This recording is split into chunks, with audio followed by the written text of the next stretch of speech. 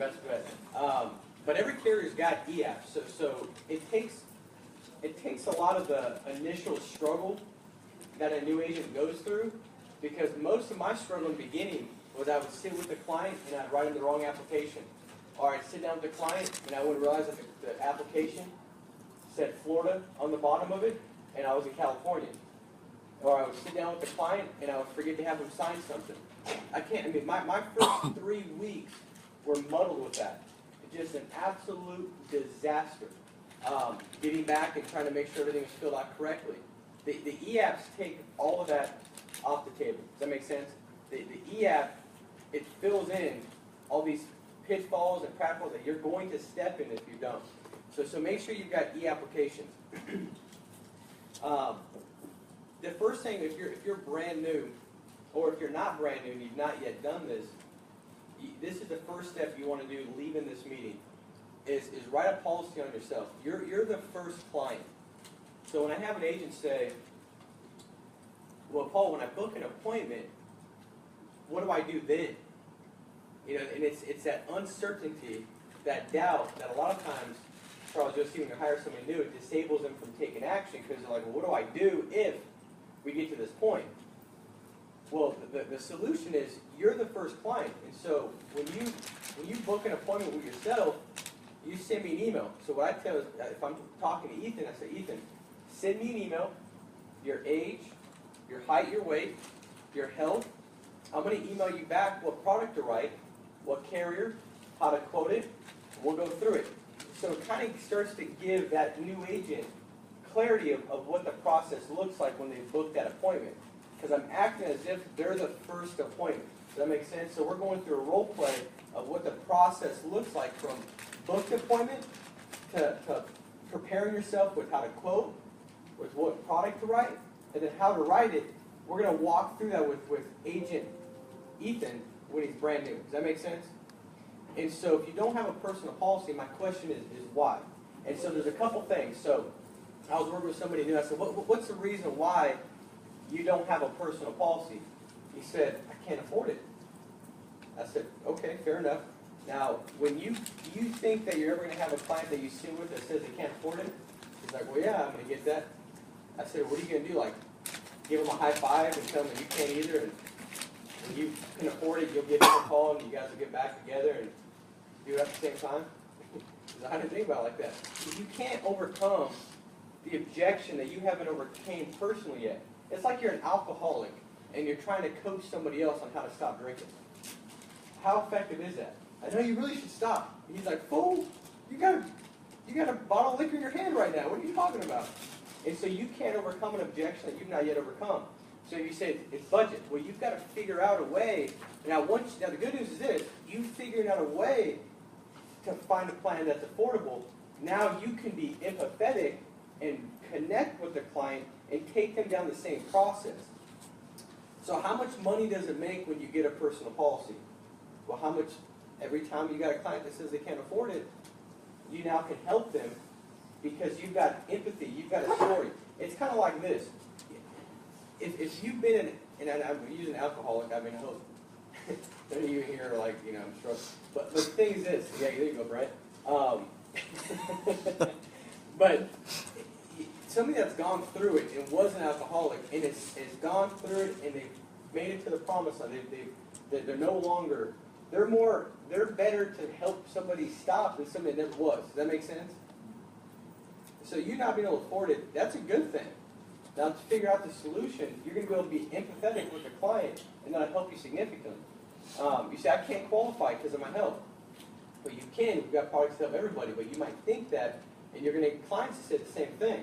So let's find a plan that you can qualify for, and so you can help clients that believe that same thing, and then you can connect with them and say, look, I understand how you feel. I felt the same way, but we do have options that are perfect for you and that will get you qualified. And so you've got to overcome the objections that you've got from getting a personal policy. Also, when you get a personal policy, you go through the application. And so some of that lack of confidence for not knowing what it looks like, you actually eliminate that because you've seen it for yourself. Does that make sense? And you get paid. So you get paid commission. So for the most part, it's really not costing you anything in that first year anyways. And when clients say, hey, what have you got? If you're pulling out a carrier that you got like 3 years ago with a different company, you should get smacked. It's like going and buying a new car. When I went and bought my new car, if the guy that was selling me my Maserati drove up in a Toyota Camry, I'm like, dude, what are we doing here? Like, should I go to the Toyota factory or the Toyota lot? Does that make sense? So there's got to be congruency with what you're saying and what you've done. Does that make sense? You guys with me? So if you don't have a personal policy, that you're the first client. You're the first in-home is you to walk through that. I think also when it comes to before you step in the door, it's really having the mindset and your mind right, and the fact that the person that you're getting ready to go meet with, they've already enrolled in getting protection for their family. Like more than half the work is in sales, generally speaking, is getting people to enroll with you, meaning that you're getting them to be interested in the service that you're providing. Once you've got enrollment, it's like if you're selling, a vacuum cleaner, you're knocking on a door and they've got carpet, right? And you say, are you interested in having something that can help better clean that? And they say yes, you've got enrollment. Does that make sense? So now they're enrolling in this journey to look at the service and see if it's a good fit. The problem is, how many doors do you have to knock on typically to get to that person that says, I would be interested in that, right? And that's why most sales, it's so hard to generate a significant amount of income, because most of your time is prospecting. The lead system we've got in place, we've got people enrolled. They've already said, we want to protect our family. We look at the request, we've read it, we've got this house, we want to make sure that when we die, our family's taken care of. So they've enrolled in the journey. It's kind of like my 9-year-old, she's in gymnastics and cheerleading, so she's like, if she was here, you'd be having a conversation, like mid-conversation, she'd bust out like a back handspring. You're like, whoa, where did that come from? She's always trying to flip around and do some kind of cartwheel. And so she lives on the trampoline.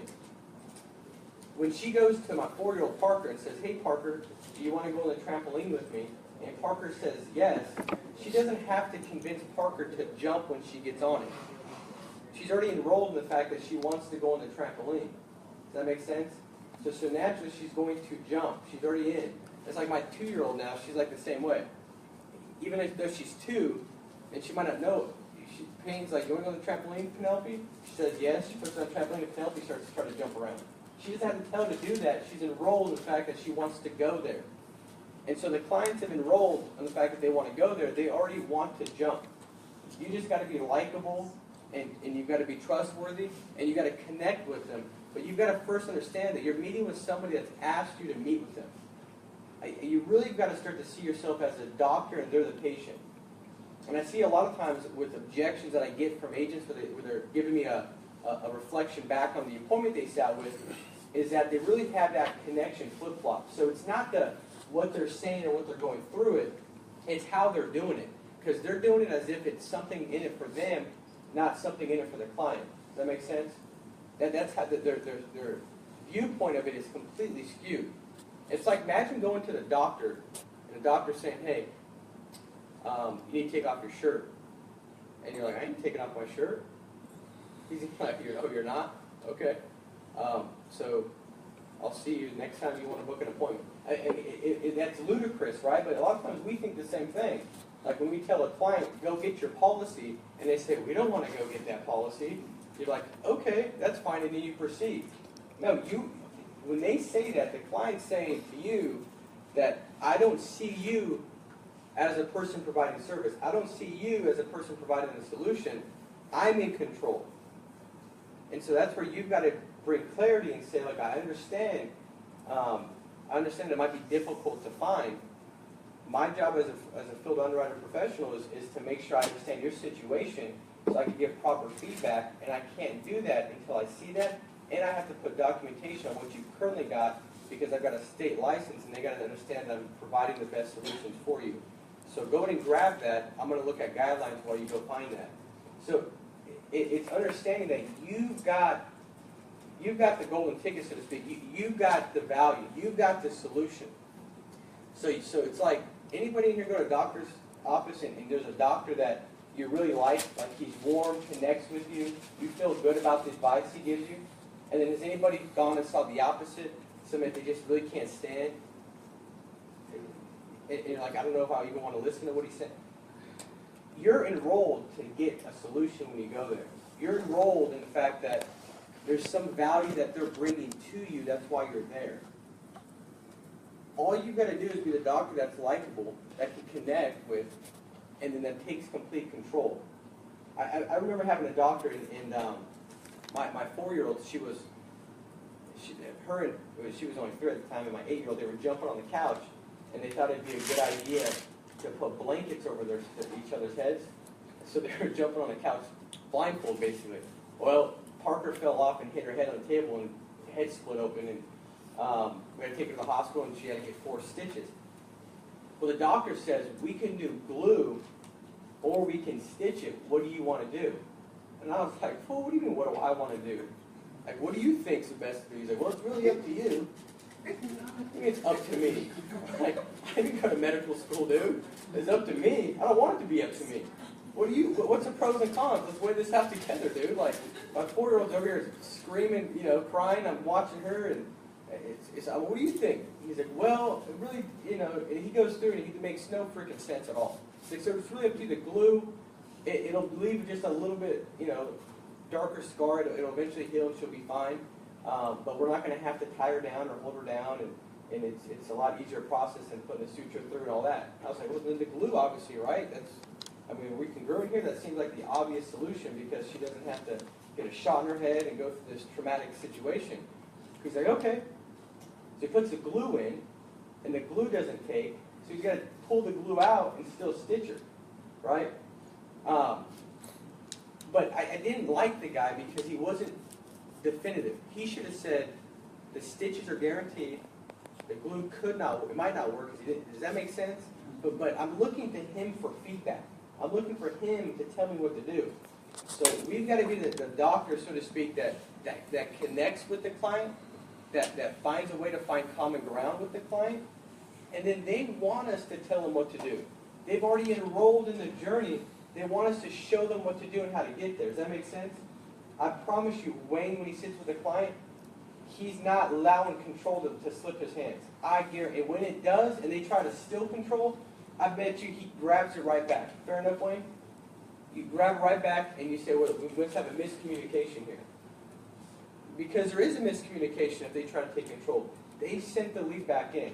And so you say, why do you beat that up so much? If you don't have that right, nothing else makes a difference. Is that fair enough? I promise you it will not make a difference. A lot of times it's not what you say, it's how you say it. Well, how you say it's the way you see it. Does that make sense? It's like my wife will be like, hey babe, how do I look? And I'm like, oh, you look good. She's going to smack me, right? So I'm like, girl, you look good. That's what she's looking for, right?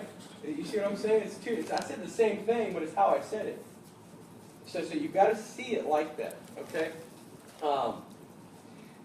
The one thing that I'll tell you that I've made a habit of, because what we do, it's not selling like, cookware or what have you. It's what we're providing. It's changing somebody's financial life. It absolutely is.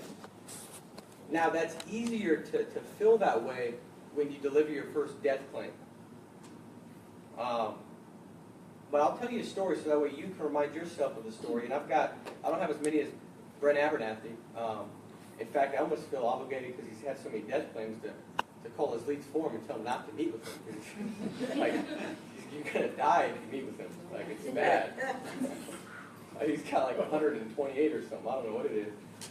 But I've had quite a few. And so I sat down with the client. This was a year after I got in the business, and it was Paul and Shoshana Henry in Yucca Valley. So I go to their house. He's 29, she's 27, and when I get there, she's like she looks like my wife right now. She's like 7 months pregnant.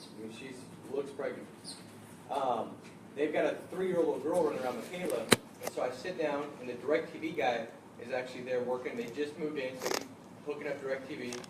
The two most important things is DirecTV and life insurance, just so you know. But he's hooking it up, and I sit down, I go through the just their situation, go through the financial inventory, help him out. He's ex-military. He's a crane operator now, so he works on the crane. So I get to know him. I've got a little daughter the same age as Michaela. I write him a policy up and send it back in. Well, a month later, I come out. I go through the policy with him. The baby's now born. It might have been, so she might have been 9 months pregnant. The baby's born now. So I walk in and she's got the baby that's she's holding on this chair. Right when I walk in the door, she's on left. He's sitting down on the couch watching TV. I go through the policy with him, explain it, go through everything, and leave. Well, 3 months later, she gives me a call and she's just hysterical. I can't understand her. She said Paul was operating a crane, hit a power line, jumped out of the crane, the power line hit him, and he got electrocuted to death. So she's got a baby that's 3 months old, a little girl that's 3, and they had no life insurance before I got there. He had $250,000 plus $250,000 accidental, so they paid out $500,000. He said that didn't bring him back. You're right, it didn't bring him back.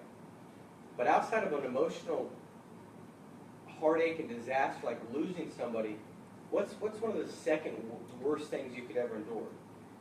Financial disaster, where you've got zero income and you can't provide for your family because she didn't work. Imagine financial disaster at the same time as that loss. Imagine if I never went there, I never sat with that client, I never showed up, and she's telling Michaela, Daddy's not coming home. She's got a 3-month-old, she's got a new mortgage, and she's got no income, zero income to pay the bills. What is that situation? How does she feel then? I mean, I can't even fathom, but that's what people deal with every single week. Every single day, people deal with that situation. So, the best thing that we can do is before we go sit with that client is to get our mind wrapped around the fact that when I delivered that $500,000 check to her and she could pay off her house and she doesn't have to go get a job and she's got plenty of time to mourn, grieve, and recover, think about that. Everybody else has got their hand out, but we as insurance agents got something to put in their hand. And so if you can remind yourself before you sit down with the client of that story. Now, if I've got 20-some more I can tell you. If you've got your own story, remind yourself of that story because it's your story and it's more impactful because it's something that you lived through. But if you don't, use that story. It's an absolute true story, every bit of it.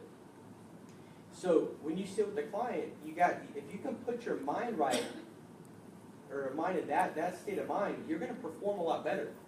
Does that make sense? It's like when a football team gets together, before they go out there, they're smacking each other upside the back of the head and they're getting all fired up. You're ready to go kill something. Like, we got to go kill them. Right? That's their deal. They got to get their minds right by doing that. They don't just all walk in, grab the uniform, and go meet out in the field and the game starts. No, they got to warm up, talk. The coach gets there, he's getting them fired up. There's intentionality behind that. Why? Because everybody's got crap that takes place. Everybody's got stuff they deal with. Everybody's got personal issues. Everybody's got life that happens. But if I can't get my mind to focus on the family and the service that I'm providing and the significance of that service, then I'm failing them. Does that make sense? My mom, she had 3 different brain surgeries, like maybe 3 years ago now. It was right when I started Family First Life. The same month,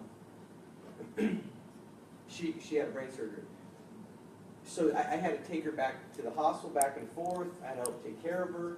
I mean, it was a big deal. I mean, brain surgery is not like like America's journey where he had a foot surgery and he was gone for 2 months. It's a brain surgery. And so and with that, naturally, right, Conrad, worry could set in. It's your mom. She's going through all that, doubt. Was it easy for me to compartmentalize? No, but it was necessary. But it was necessary for me to say, with all that going on, I can't control that. I've got to focus on the client. Does that make sense? So when it's something completely negative, if you can't control it, don't focus on it. Don't. You got to compartmentalize. All the kids that we keep having, that brings a lot of joy. right? Opposite of that, it's joy. So when I have my fourth daughter, because that's, by the way, you said everybody's got a different definition of success. Mine is 4 girls before the age of 30. That's winning. I don't care who you are. But you know, I could let that mess me up also. So when I'm sitting with the client, I'm thinking about how I want to be with my daughter. Does that make sense? That's also not effective for the client. It's like the guy that's on the football field and he's thinking about, like Brett Favre threw, and I know this won't excite the Ohio fans, but Seth, right? Dennis excites him. He's a full-blown Packers fan, and he's let us know that, you know. But where's Seth at? Oh, Dennis, yeah. I'm sorry, what was the name? Dennis. All right, Dennis. Good deal. So, but when Brett Favre lost his dad, he went out and had like the best game the next day. The next day, hey, do you say he didn't care about his dad? Yes, he did. But when he had the game in front of him, he had to focus on the task at hand. He couldn't do nothing about that anyways. He couldn't let his team down because of his personal thing that he couldn't change. Does that make sense? And so after he played the game, I'm sure he went more and did that, but compartmentalize is crucial. Does that make sense, guys? So this is some of the stuff that, at the end of the day, it's blocking and tackling of what we do. It's a fundamental stuff that you can know all that, but you've got to make sure you're at an elevated state of mind, the state of mind that you should be in, to serve the client, to know who you are for the client, to know that they've sent in a request and that you're the professional. Does that make sense? Is that all good? Okay, so we're going to go through a role play. Conrad.